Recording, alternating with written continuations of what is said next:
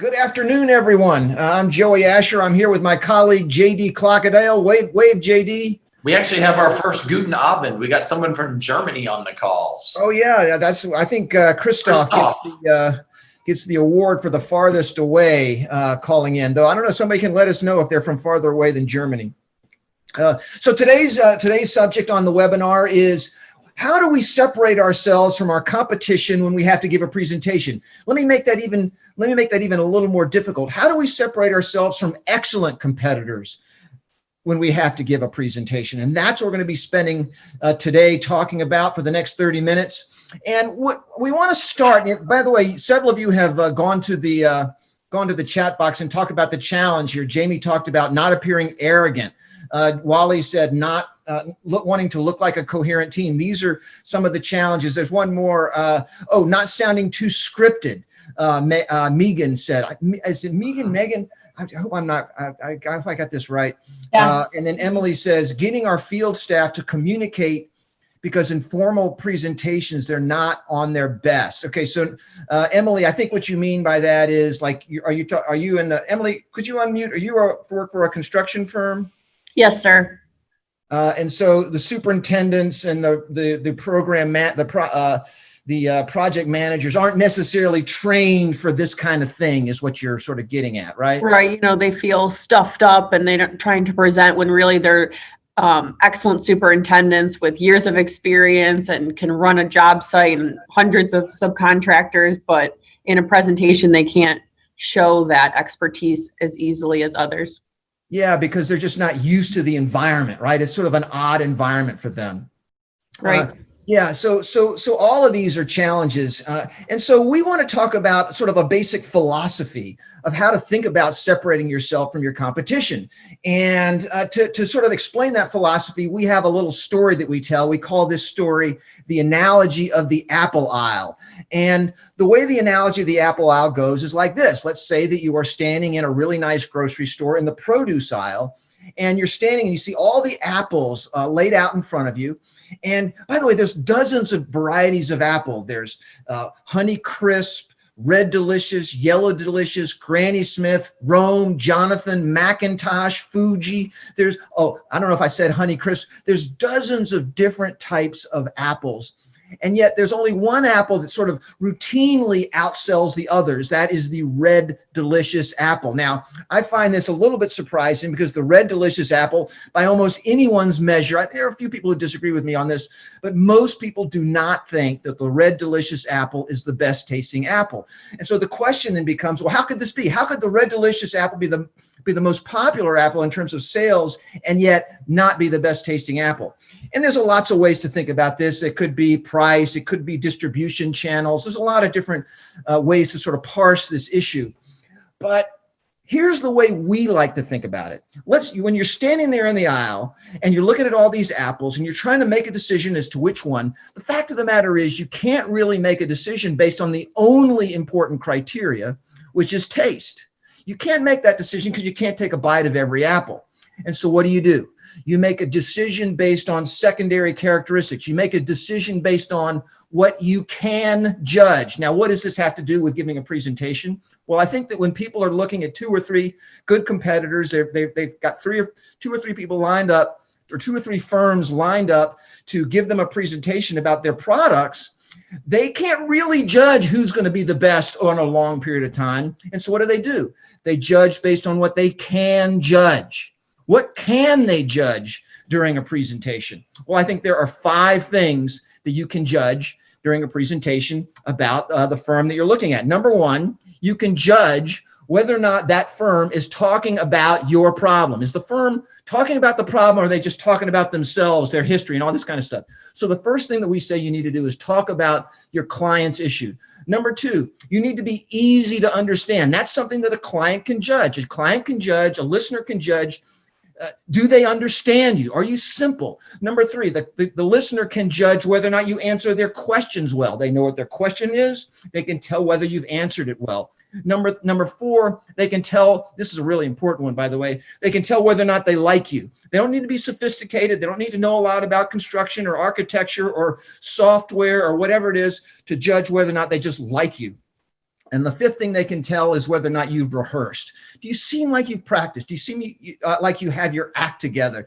To Wally's point, do you sound like you're a coherent team that's taken the time to really put together a good presentation? So these are the 5 fundamentals that we think if you execute well against, you will start to separate yourself from your competitors. And so what we're going to do, JD and I are going to sort of alternate. We're going to go through these and talk about each of them individually. I should say, please don't hesitate. Those of you who have been on these calls before, don't hesitate to go to the chat box, ask us questions.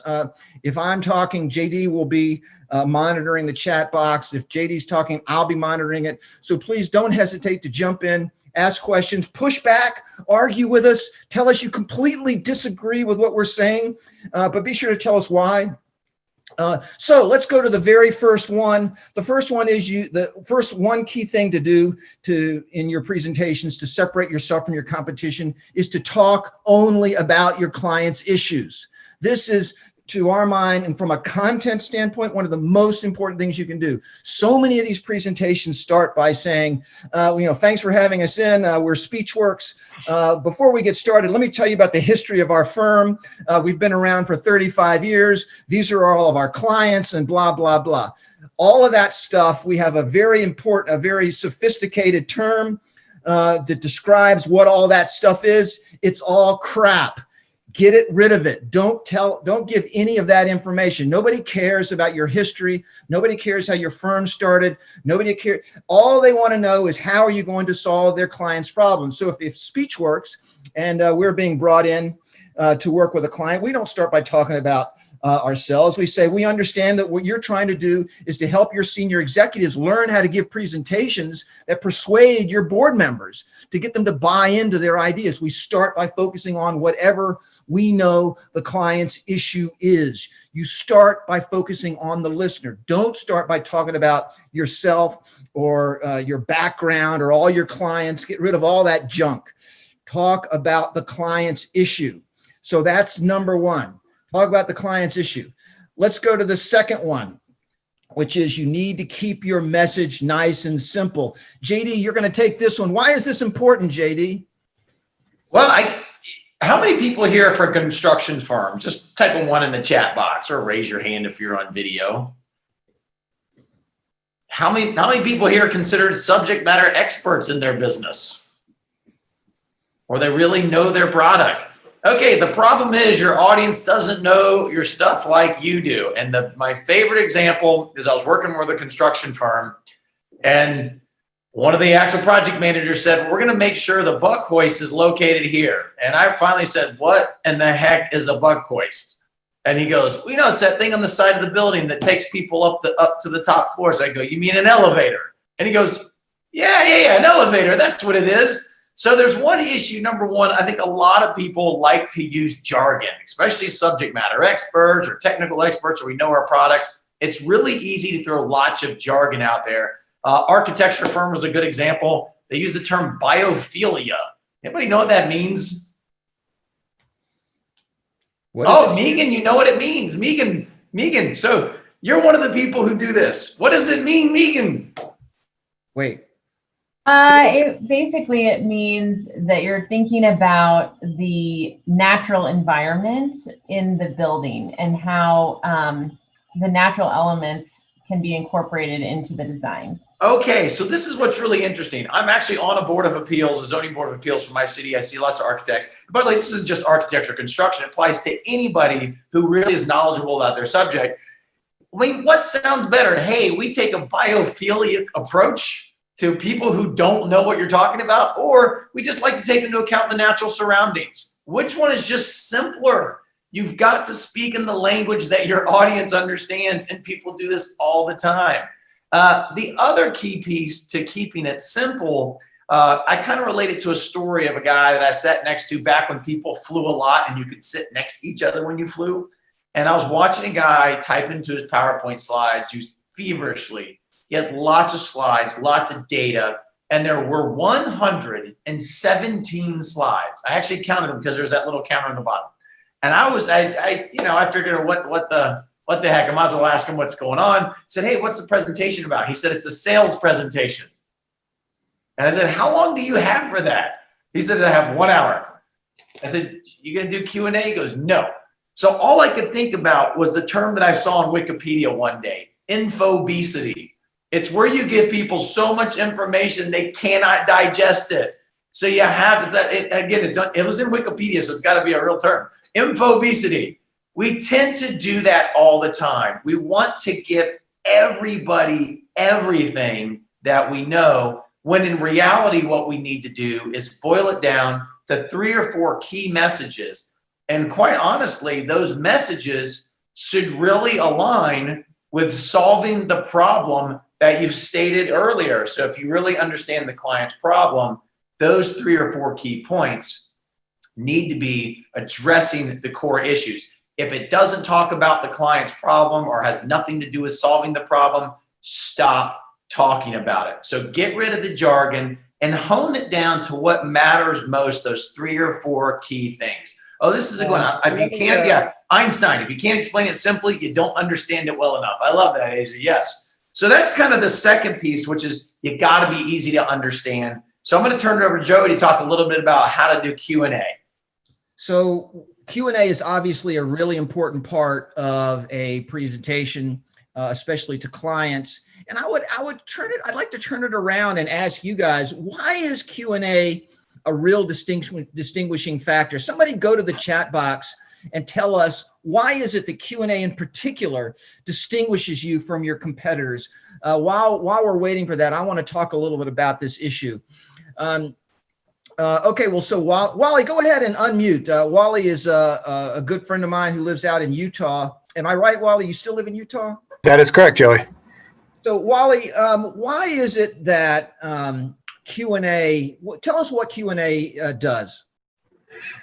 Well, I think it shows, you know, from an individual standpoint, if you can think on your feet, if you can be coherent with your response, if you can say it crisp and clear, you know, to the points that you've been making, say it. And then if they want more detail, you give them more detail, but don't give them that 5-minute answer. Give it to them short and then say, you know, can I add more? And then I think it also shows back to the team how you act and interact. You know, if I don't know the answer, I might say, Joey, would you take that one? Or, you know, or if I say something and I leave something out, Joey might say, and let me just add one more point, right? So I think it shows how we work together and also your ability to think in the moment and respond. And it could, sometimes they ask really easy questions and you blow it just because you can't think and articulate. Yeah, it's really interesting. I completely agree with everything Wally has said here. By the way, Wally works in the architecture industry, right, Wally? A&E mostly, yeah, engineering and architecture. Engineering and architecture, and is involved in sort of the helping people with their presentations in that context. It's completely true. Q&A is this very dynamic situation, you know, where all sorts of things can happen. And if you handle it well, it really reflects well on you. One of the things that we'll often say is that Q&A really is a credibility booster, and it's never credibility neutral. If you handle your Q&A well, it's always going to boost your credibility. If you handle it poorly, it's going to lower your credibility, but your credibility is never going to remain the same through Q&A. And I think it's because of what Wally just said, because it's this highly dynamic circumstance. So how do you handle Q&A well? Well, there's really no secret to this. You've got to prepare for the Q&A. And when you're going into these presentations, getting ready for a presentation for a sales presentation or something, you need to be spending time on the Q&A. We just JD and I just finished a workshop for a large software, international software firm just yesterday, and it was on team presentations. And we spent time writing down all the questions and what would the questions be. And it's amazing how you can really anticipate most of the questions. So that's number one. You've got to write down the question. You got to prepare for the questions. And the next thing you got to do is you got to give short answers. It's similar to the quote that Asia gave us from Albert Einstein. Let me see if I can find her quote. I love this quote. Asia gave us this great quote from Albert Einstein, if you can't explain it simply, you don't know it well enough. And I think that really says a lot about Q&A. If you give that nice, simple answer, it says, she knows what she's talking about. He knows what he's talking about. So those nice, tight answers are really, really good. We've had quite a few people. Let's see some of the other things that they've said here. To confirm, Karen, could you unmute and explain what you mean by this one here? Karen Dixon said, I guess I should say to confirm we answered the issue. What do you mean by that?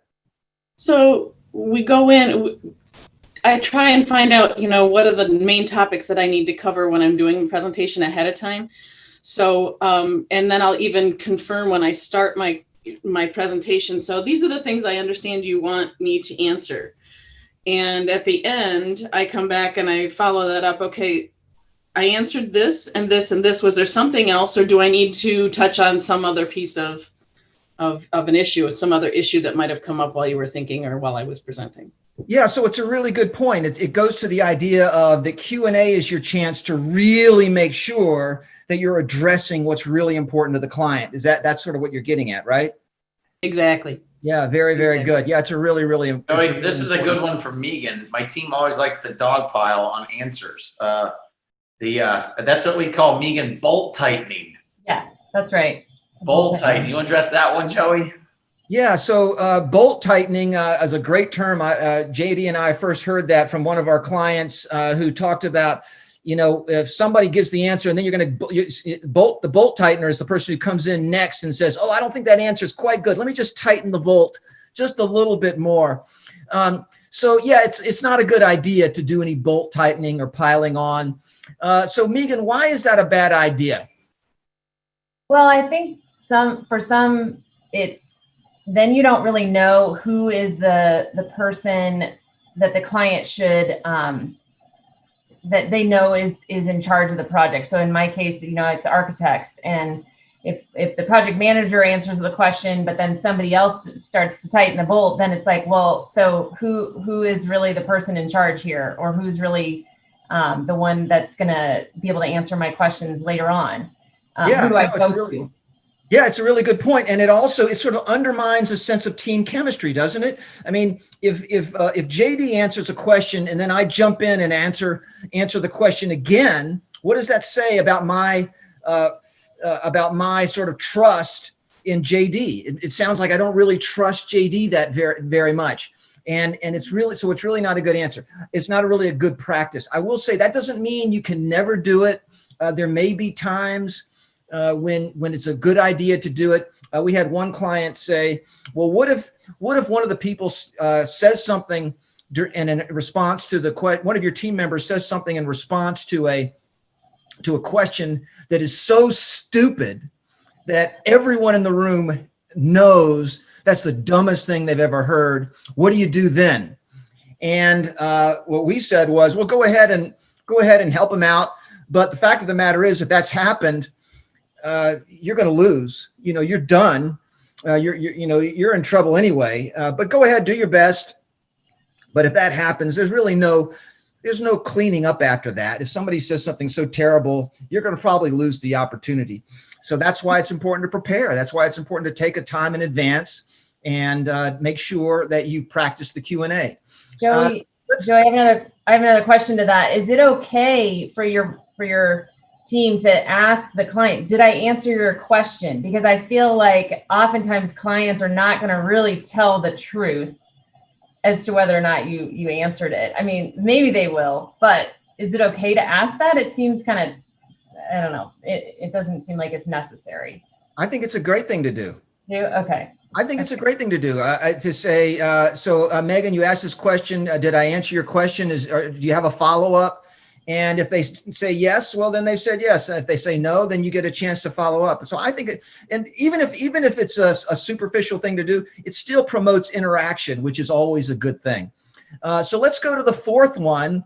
The fourth distinguishing factor is people can tell from a presentation whether or not they like you. And that's an important issue. JD, what do we have to say about that?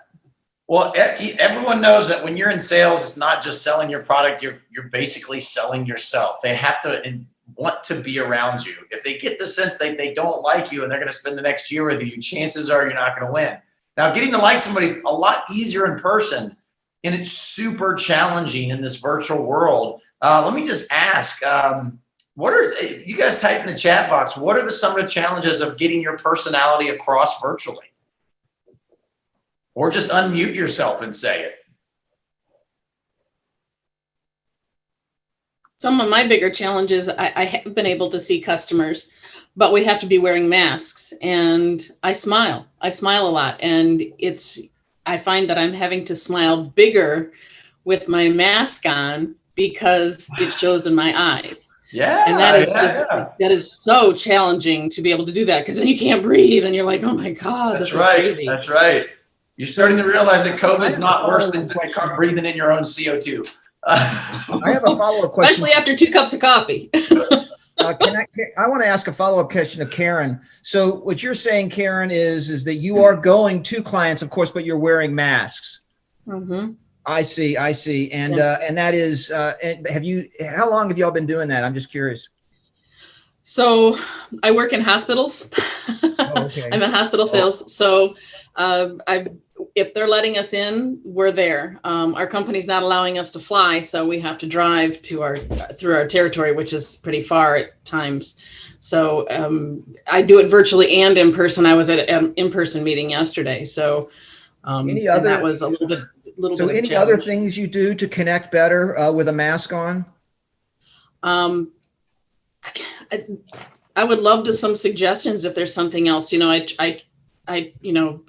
I welcome anything. Sometimes I'll ask, these, silly, you make some kind of joke about these silly masks. This is a new normal, or, whatever it is, but everybody's kind of in the same boat. So it's a little bit of a challenge. So JD and I have been involved, we've been doing virtually all of our training virtually like this, though we have done a few in-person programs. And I will say, it's interesting.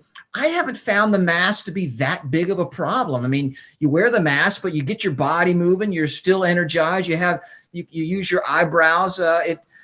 You can still connect. Get your hands moving just like that. JD, I'm sorry to interrupt.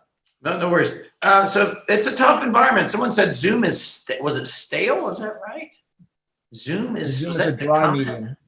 Zoom, dry medium. Yes.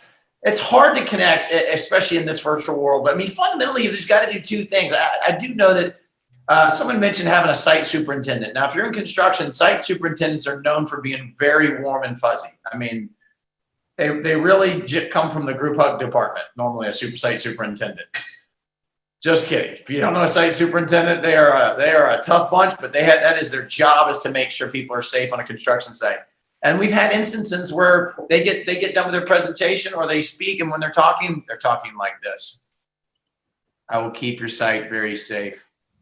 That's can be a little scary. And I think we've had an incident where actually one of them sat like this the whole time after the presentation in person.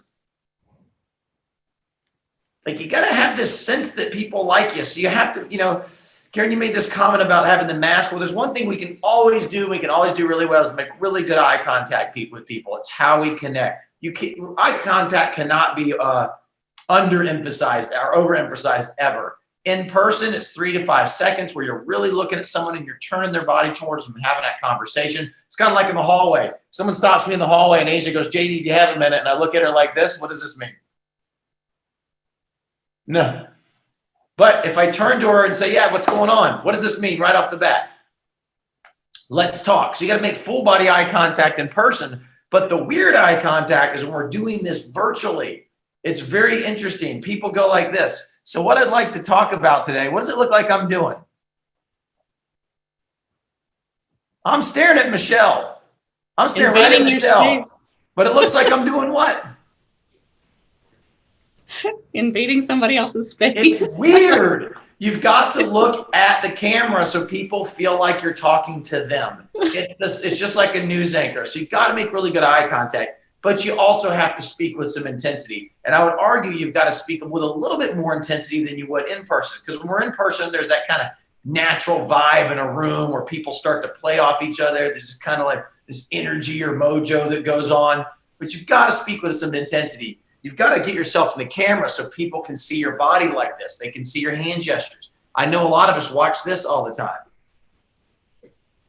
All the time. Or you get the one that's, I guess I love this one. This, you can't connect with somebody like that. You've got to have this nice professional camera presence, or when you're standing up in a room, nice posture, speak with some intensity, use your voice, get into the action as if you were in the room with somebody. People catch that vibe from you. And if you're talking about your product, no matter what product, Karen, I mean, you said you're in medical sales or you work selling hospitals, they can get the sense that you're passionate about what you're talking about, that you enjoy being around other people, that you enjoy what you do. And that's what people pick up on when you're trying to sell is this person enthusiastic? Are they likable? Am I going to want to put up with them through the course of an implementation, through the course of a project? So you got to make that really good eye contact, and you got to speak with some intensity. And matter of fact, if you're speaking with teammates, one thing, they need to like the team. So in order for them to like the team, you have to act like you like your teammates. I have seen this happen where someone says, well, I'm going to turn it over to Megan to talk about blah, blah, blah. And then Megan goes, thanks. It's like, do you like each other? Were you forced to, did you not play nice well in the office? So your team has to look like they like each other too. That way they say, hey, they like each other. They're likable. I would like working with them. So you got to make sure you're likable. So I'll turn it over to Joey for that fifth and final thing, which is just, Karen. So Karen. The other thing that I have found on this virtual thing is, boy, life happens, right?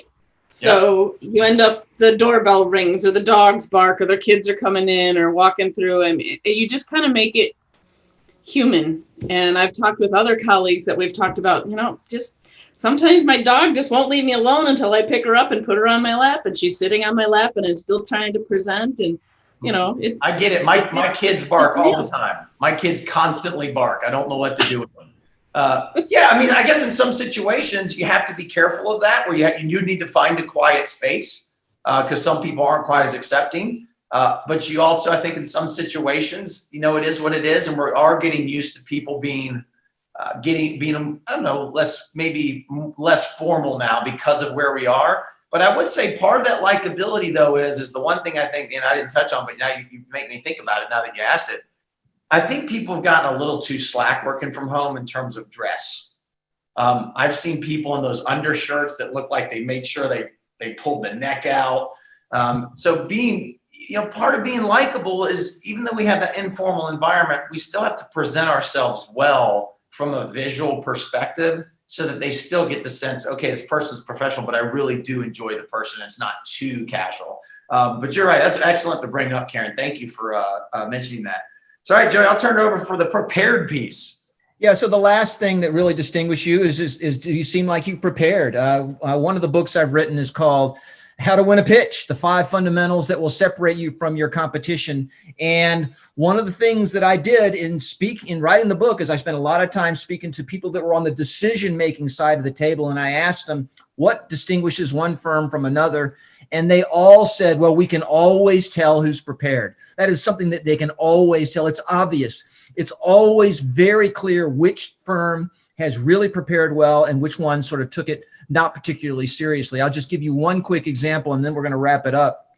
I worked with a big retail client, and it was actually their law department. And they were interviewing law firms to represent them in a big litigation matter. And they had 3 firms that they were interviewing. One of them was a great big, well-known, well-branded firm that was actually an incumbent. They had used this firm many times. The other one was a small sort of boutique litigation firm. And then there was a third firm. They interviewed all 3 firms. The first firm that came in was their big, well-known, incumbent, big, well-branded firm that came in and basically didn't have anything prepared. They said, well, you know us, you know what we're going to do, and blah, blah, blah. When they walked out, the people that were watching the presentations, the people in the law department of the retail firm, looked at one another and said, well, that was an awful presentation. And then the next guy came in, was the small litigation shop, the boutique firm, came in with this really tight message. They said, this is what we're going to do. This is how we're going to help you win this matter or get a good result in this matter. And that's who they gave it to. They did not give it to the incumbent because one firm seemed like they really wanted it. They really prepared. And so that's the idea here, is one thing that will really distinguish you is just making sure you really prepare. And I got to say that most people don't really prepare, don't practice, don't really go through all the steps to take to really give a great presentation. We're a couple of minutes over, so I want to wrap it up. Once again, the 5 fundamentals that will distinguish you from your competition are: number 1, you need to make sure you talk only about your client's issues. Number 2, you need to keep it simple. Number 3, you need to answer Q&A well. You need to prepare for the Q&A. Number 4, you need to be likable. And number 5, you need to rehearse. You need to prepare your presentation well, because those things together will, if you execute all of those things well, that'll help you separate yourself from your competition. You won't win all of them, but you will win more than your fair share. So once again, thank you all for being with us. We really enjoy doing these webinars. By the way, if you're interested in a particular topic, we started doing these things every 2 weeks. If you're interested in a particular topic, send us an email, and we will consider using your idea for a topic. So thanks a lot, everyone, and have a great weekend. Have a great Friday and weekend.